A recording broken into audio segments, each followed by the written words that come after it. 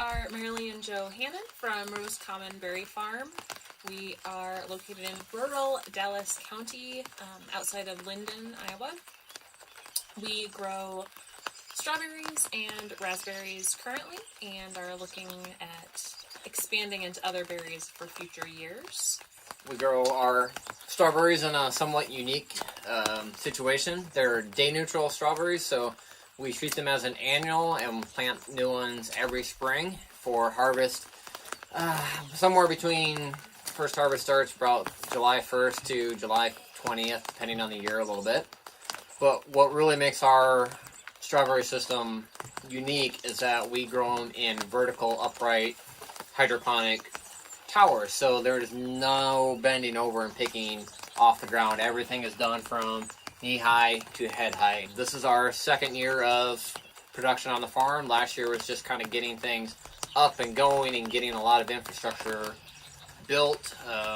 We had some definitely major challenges last year, which the SARE grant is actually helping us figure out this year. We have about 9 acres across the whole farm that we own, and right now we just have crops in basically about 3/4 to 1 acre. The strawberries that we had about 17,000 out there when we started this spring, again, but that's all in, a half acre size.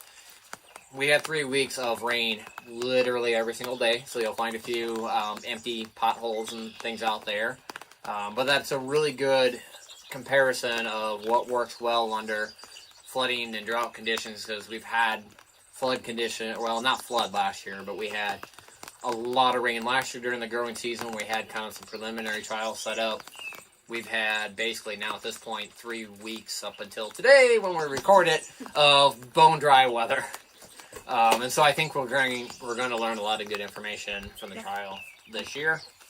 And we already have. We've started collecting some of our data and can easily see a difference between certain of our trials of our different media as far as different take rates. So we're seeing some plant size, results. Plant health, labor that's involved, how can we mechanize some of this, and we'll talk about all of that as we go through the individual pots. We have 15 rows of our towers out here.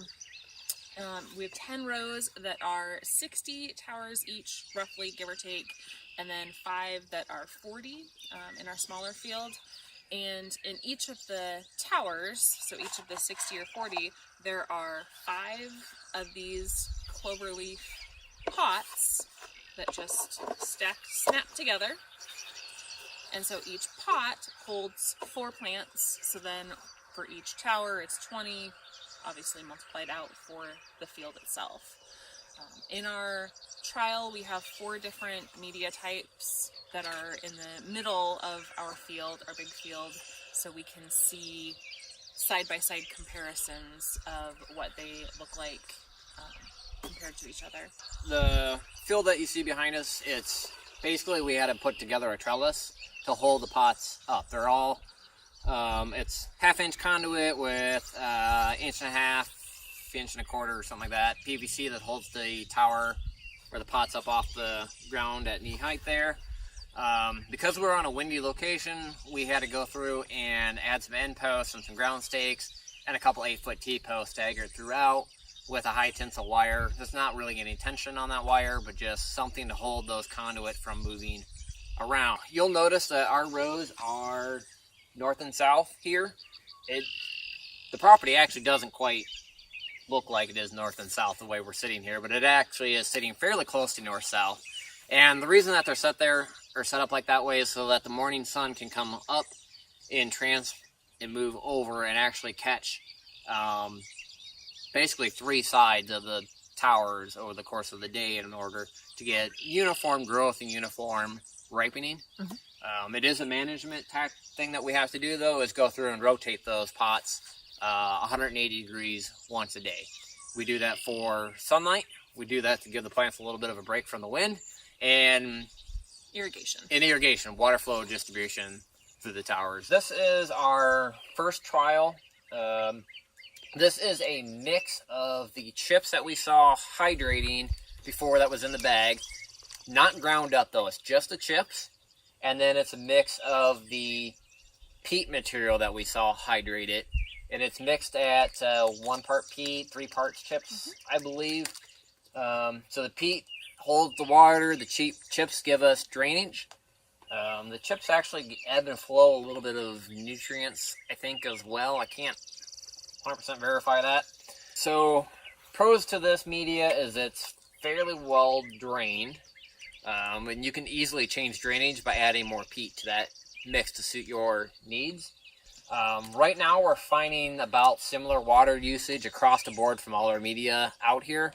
I don't know that will hold through as plants start to size up though. The next treatment here is the peat that we had, so the ground up peat, mixed up with the chips that we have, but the chips are also ran through the chipper shredder thing. I think we're at 1 part peat and 3 parts of ground up chips out here. The chips themselves are pretty well drained and get pretty dry, and that one is a great option for wet years. So we wanted to see if we could find that same material and make it to be a little bit more suitable for a wet year. You end up with a ton of labor. I mean, because you're already running stuff through the chipper. Then you got to back mix it with the peat, and it doesn't store well. So it's not something we can do during the off season. I've got iron chlorosis on some of these leaves, so I still need to foliar feed it and things like that, and account for some of the excessive leaching that the other media has. So I'm not gaining anything by adding the extra labor to this media. So this one will never be seen on this farm again. Another media that's in the trial, this one is the chips that we had and then ran through the chipper shredder mulcher thing. And it's just a nice fine grain material that we saw earlier. The reason that we like this one is it's very well drained. So we get into a wet year, water moves down through here, and these strawberries are never wet. In fact, we got a 1/2 inch of rain this morning.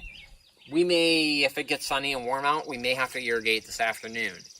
And I should mention all of these are on a twice-a-day irrigation cycle. That's the way we're set up. The challenges on it, though, is the nutrients run out.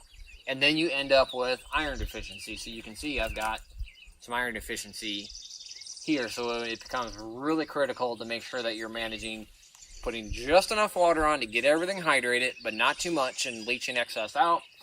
And then coming back in, you're going to have to do some foliar feeding after rain falls. Labor-wise, the stuff is really easy to hydrate. It's really easy to chip, other than it takes time. Right, time is the worst part of the labor with this. Planting into it is really easy. It really doesn't take much time at all. It's so fine that you can just pop the plant right in. Yeah. Really, it's the time that it takes to hydrate and run everything through the wood chipper. Finally, we have our peat and perlite mix. This is, again, more closer to what's generally used for hydroponic strawberries and flat culture beds. This is nice because you can pre-mix it and put it all together and run it through an auger or a pot filler. I mean, this is designed to go through a pot filler. It's also the cheapest overall of all the different types of media and the lowest labor of all the different types of media. Going to what I think is a little bit higher quality peat media, going to a higher ratio of perlite in there, and perlite is going to detract water, so it's going to shed water away from the plants. It's actually working out pretty well for us. The challenge on it is it dries out, and so when it dries out, it blows. And so we have peat and perlite that's flown all over the place out of here. It's hard to keep it wet on a windy day. Inside a greenhouse or a high tunnel where we could provide wind protection, this would be great because it would never blow around. It'd be pretty easy to manage and keep in place. Water flow and distribution across the pots throughout the tower. By far, this is the best. Again, it's going to be your better option when you get into a droughty situation like we've had the last couple weeks. We get into a wet period, we may end up struggling again. So we'll have to see how that goes. The other thing that I like about this is that you can direct seed and plant other things into it pretty easily. One other thing to note with the peat and perlite is I had commented on the ease in planting into the chipped up stuff. This is even easier. I think I had timed at one point and we were able to plant an entire tower in a minute. Which means on a long row you got an hour planting, which is fast. When you can do a short row like this, one person in 45 minutes. Right. And our reports will all reflect actual person hours per unit, but it's fast. So what led us to the SARE Farmer Rancher program? One of the challenges with growing strawberries in these vertical upright towers is water distribution, water holding capacity in these towers. Oftentimes you will see the bottom pots of these towers get too much water and they start showing signs of iron chlorosis, boron deficiency, and it's very difficult to manage water distribution and nutrient distribution through those vertical towers. Looking at the SARE projects, looking at a lot of the other research, nobody's really doing a lot of research on these vertical towers. They're all flat bed based systems, whether it's farmer ranchers or whether it's university research. We had a very specific question that we wanted to answer, very specific to our farm, but it's applicable to people that are growing vertical strawberries across the country.